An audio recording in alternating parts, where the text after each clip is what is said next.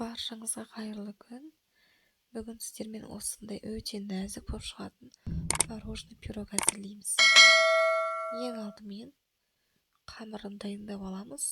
Ол үшін бір жұмыртқамызды алып, оған қантымызды салып, екеуін кішкене езіп аламыз, қанты ерігенше. Осылай венчикпен езіп аласыздар.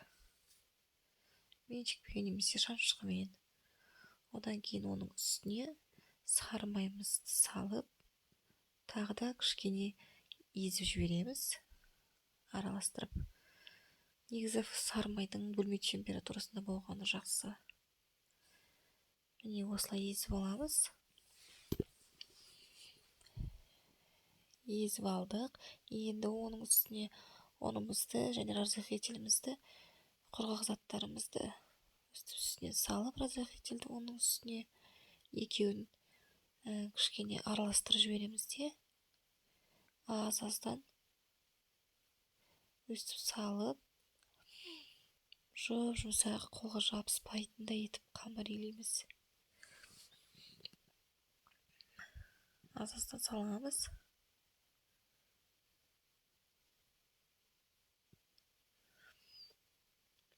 Үш-төрт бөлікке бөліп өстіп салып аламыз да, жұмсақ етіп қамыр илеңіздер. Жұмсақ етіп илеп аламыз. Мінекей біздің қамырымыз дайын. Енді оны пищевой пленкамен орап, салмасын дайындап алғанымызша тоңазытқышқа сала тұрамыз. Тоңазытқышқа салып қоямыз. Енді бізге салмасын дайындау керек болады. Салмасына ыдысқа творогымызды салып аламыз. Оның үстіне жұмыртқамызды, қантымызды және де қаймағымызды саламыз. Барлығын бір ыдысқа бірақ салып алып, одан кейін оны блендермен еземіз. Негізінде миксермен де езіп айландырсаңыздар болады, бірақ кішкене түйіршіктер болып қалуы мүмкін начинкасында. Ал блендермен езсеңіздер тегіс болып шығады, әдемі болып шығады.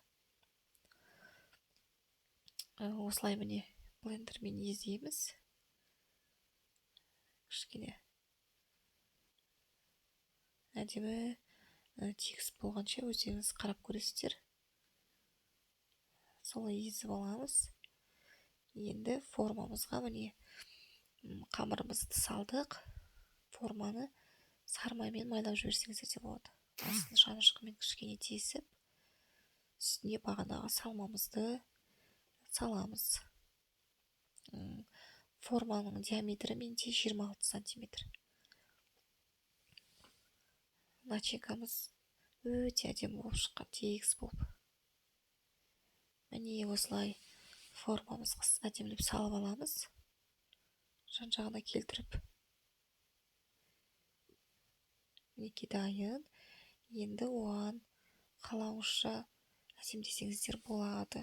Мен өзім замороженный смородинаны салып жатырмын. Өздеріңіз малина салсаңыздар болады. Әдемілеп. Негізі осындай салған кезде өте дәмді, ерекше бір дәм беріп тұрады. Осылай әдемілеп салып аламыз. Және де 180 алдын ала қызып тұрған пеште 40-45 минут пісіресіздер. Міне осылай өте дәмді болып шықты.